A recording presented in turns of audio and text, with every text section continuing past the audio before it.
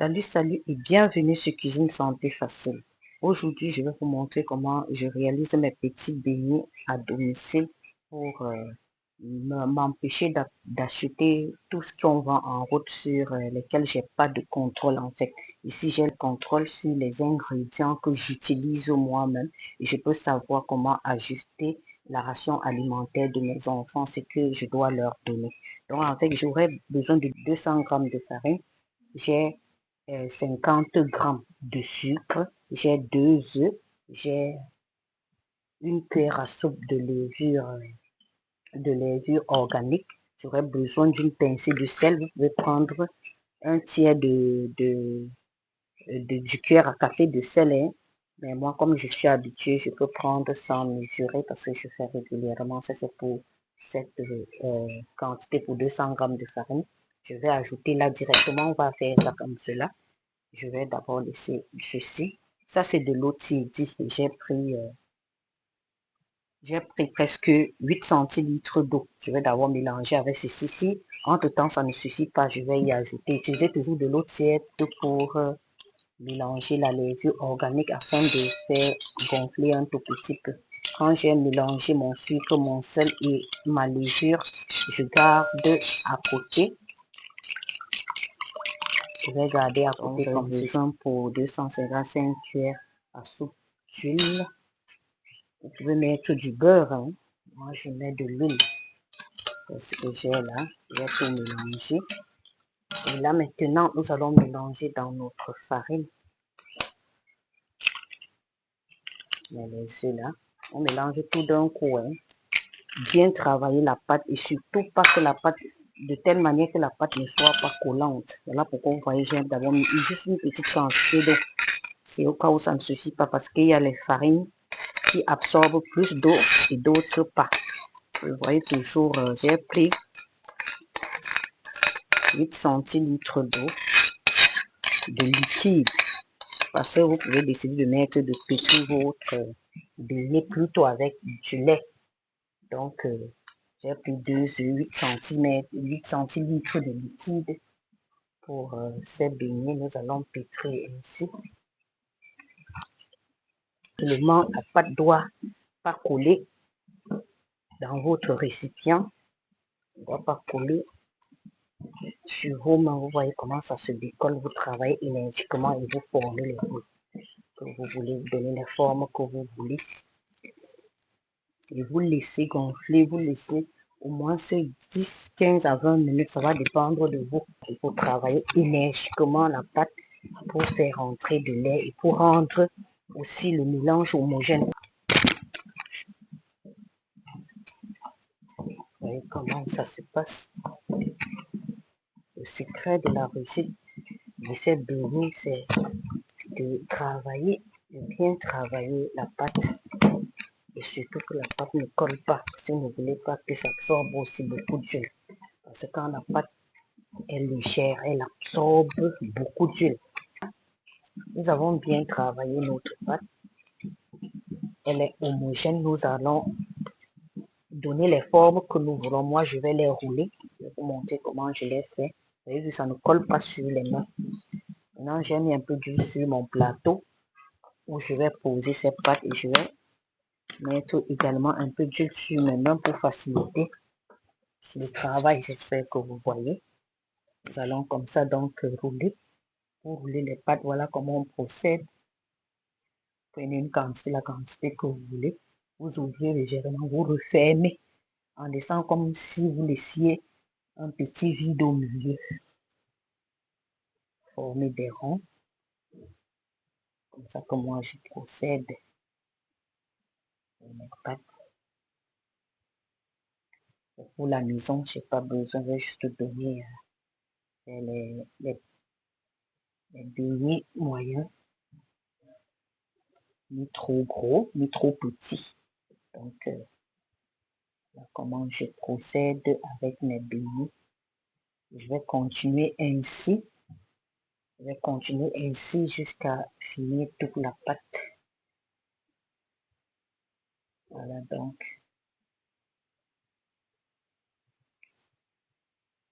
Voilà comment je fais pour rouler. C'est une meilleure technique, hein. C'est une bonne technique pour rouler ces beignets-ci là. Quand vous roulez, vous les posez avec le côté roulé, l'endroit fermé. Quand vous venez pour faire frire, vous les retournez. Vous allez voir tout à l'heure lorsque nous allons commencer à faire frire ces beignets. Donc, vous allez rouler ainsi jusqu'à la fin. Si vous voulez toujours faire, dites-moi dans les commentaires comment vous faites vos beignets à domicile. Vous avez vu cette composition aussi simple. Donc, juste avec de la farine, des œufs, de la levure organique, du sucre. L'avantage de faire les beignets, comme je l'ai dit à domicile, c'est que vous avez le contrôle sur les ingrédients utilisés. Vous avez le contrôle sur la quantité de sucre, et vous n'avez pas d'additifs ni de conservateurs. Vous pouvez remplacer du sucre par de la banane ou bien toute autre chose. Donc, les produits naturellement sucrés. Moi, je prends toujours de la banane. Je vais vous montrer comment faire les beignets avec de la banane sans sucre. Seulement la farine, la banane, de la levure et du sel. Sans œufs. Vous pouvez toujours le faire. Vous pouvez y ajouter des œufs ou bien pas. Pas de. Donc, je vais vous montrer ça dans les prochaines vidéos. Là, je vais couvrir ma pâte et laisser gonfler.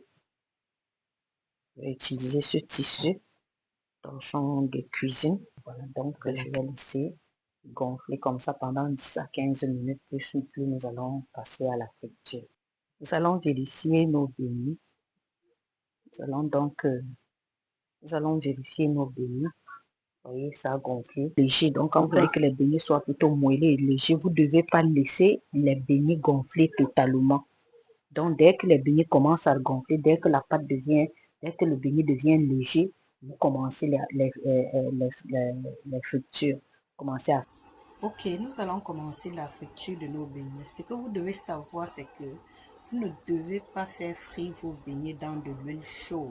Vous devez laisser l'huile tiédir. Nous avons mis l'huile à chauffer.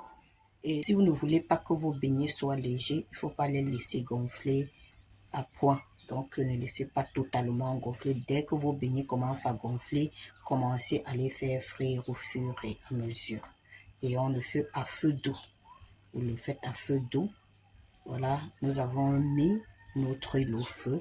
Nous laissons chauffer et nous commençons les fritures. Là, notre huile a chauffé. Vous voyez, quand vous mettez les beignets ne doivent pas frire rapidement. On a d'abord l'impression qu'on n'a rien mis. Après, ça commence à se faire frire doucement, doucement. Vous le faites à feu doux pour que les beignets puissent cuire à point.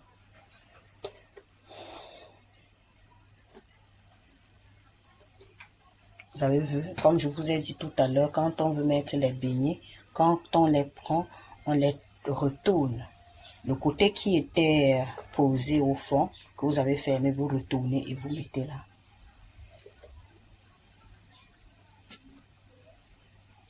C'est donc ainsi que vous allez faire frire vos beignets.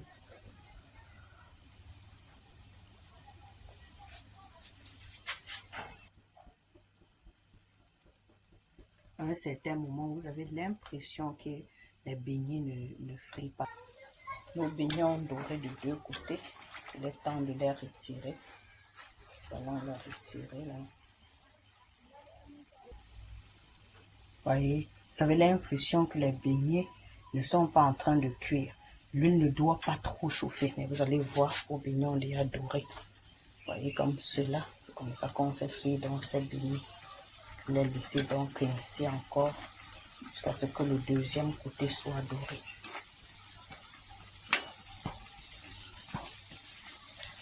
Tournez. Si vous voulez que vos petits beignets soient plus colorés, vous laissez continuer. Mais si vous voulez que ce soit moins coloré, vous allez tourner comme je suis en train de faire là. Moi, j'aime pas quand c'est trop sec. J'aime quand ça cuit à point, mais pas trop coloré. Vous pouvez retirer ainsi et mettre sur du papier absorbant pour enlever l'excès de gras, l'excès d'huile.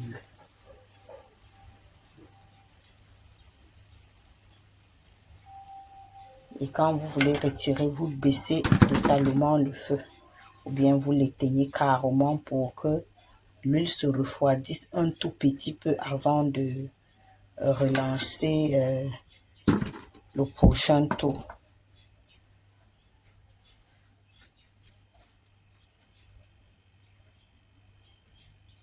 Là, j'ai laissé mon huile refroidir un tout petit peu. Je vais laisser refroidir. Mon huile a refroidi et là, je vais mettre mes beignets. Vous allez voir, ça va faire la même chose. Quand vous mettez au début, vous ne voyez pas, il n'y a pas de bulle. Donc, vous ne sentez pas cette bulle qui sort très rapidement. Ça veut dire que l'huile est à la température normale pour la friture de vos beignets. Donc, nous avons fini. Voilà. On finit avec nos beignets. Voilà dans le dernier tour. Je vais vous faire voir quelque chose là. Je ne sais pas si vous avez constaté. Regardez les deux beignets ici là. Les deux beignets ici se sont retournés. Ceci arrive quand les beignets ont trop gonflé ou bien quand l'huile chauffe énormément. Et dans ce cas, c'est parce que nos beignets ont trop gonflé. Du coup, quand vous mettez, les beignets changent directement, se retournent directement. Donc, vous allez constater quand l'huile chauffe énormément, quand l'huile a une température plus élevée, vous allez voir les beignets se retourner très rapidement. Donc, il faut veiller à ce que votre huile ne soit pas trop chaude au début. Donc, j'espère que vous avez vu. C'était bien que cela arrive pour que je vous montre à peu près comment ça se passe. Et si vos beignets aussi ont trop gonflé, lorsque vous les mettez, ils vont se retourner. Parce que ces beignets, même comme cela, c'est un peu trop gonflé, comme j'ai tout roulé au même moment. Généralement, on les roule au fur et à mesure qu'on les fait frire. Pour que le temps qu'on finisse avec une partie, que l'autre partie ne soit pas aussi trop gonflée. Donc, c'est comme ça qu'on procède. C'est comme cela qu'on procède. Là, nous allons laisser nos beignets dorer. Vous les laissez dorer de deux côtés. Et avec cette température, vous avez la garantie d'avoir des beignets cuire à fond. Donc, vous n'aurez pas des beignets qui sentent qui ont le parfum de la farine. Parce que quand les beignets ne sont pas bien cuits, vous sentez quand vous commencez à manger, il y a un parfum il y a un parfum de farine non cuite. Donc, là, ça a déjà doré. Je change de côté.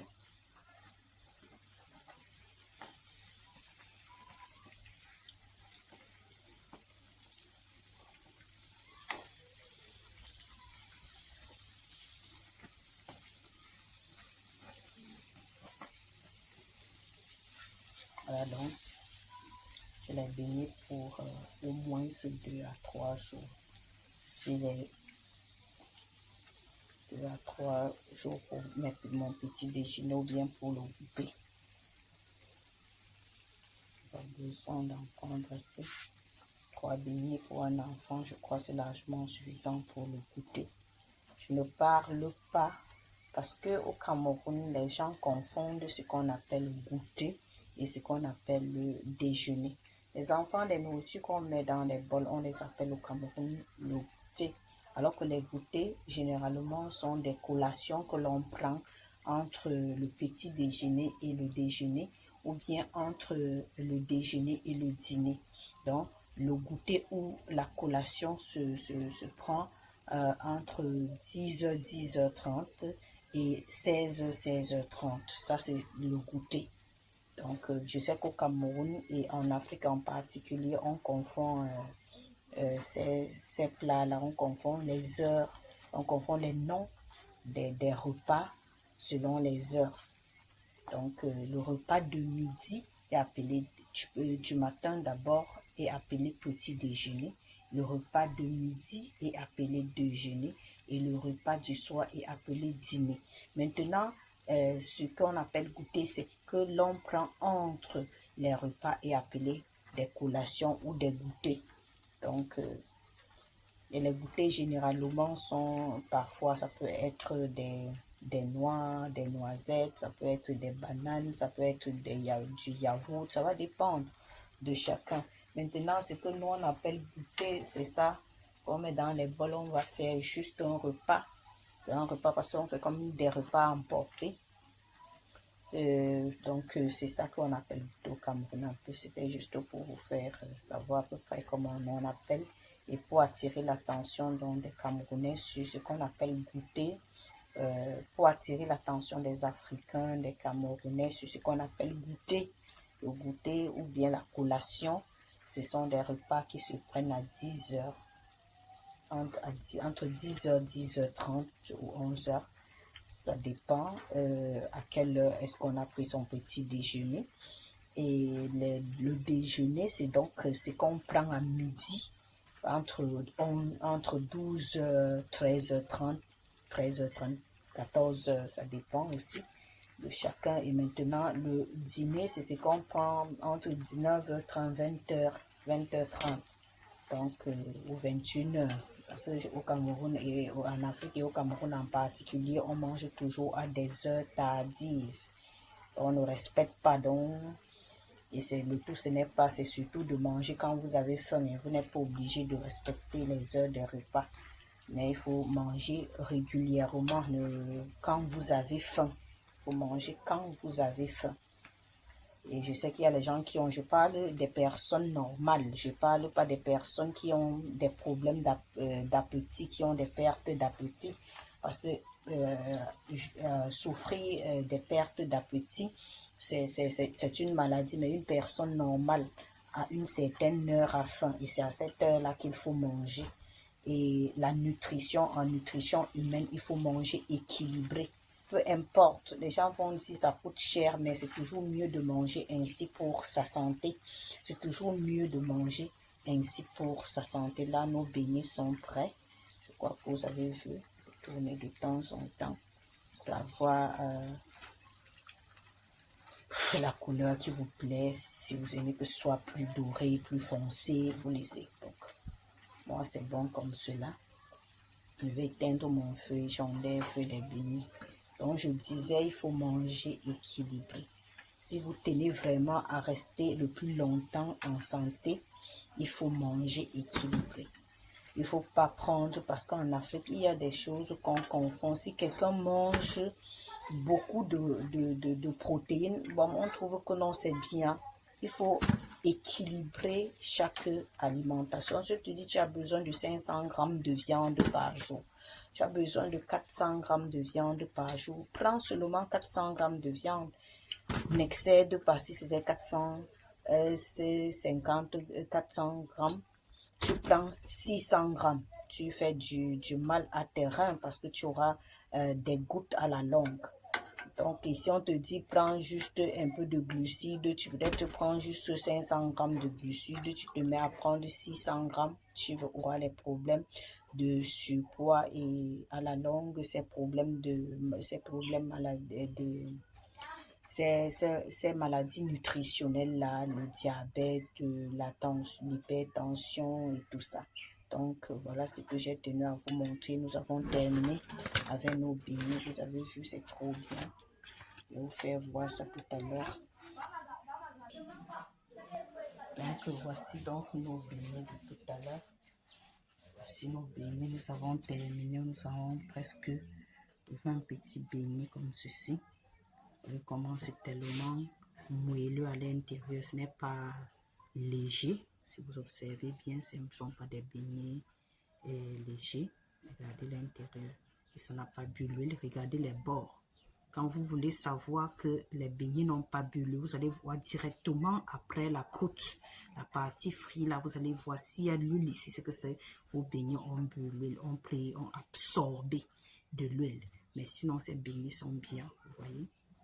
Et quand vous voyez la quantité d'huile qu'on utilise pour faire frire, c'est rien, ça n'absorbe pas de l'huile lors de la cuisson. Et quand vous mettez encore en plus, quand vous avez les papiers absorbants et que vous versiez dessus, ça enlève tout l'excédent, tout l'excès, ça enlève l'excès d'huile des beignets. Donc, voilà ce que j'ai tenu à vous présenter. Merci de m'avoir suivi. À très vite pour une nouvelle vidéo sur Cuisine Santé Facile. Bye.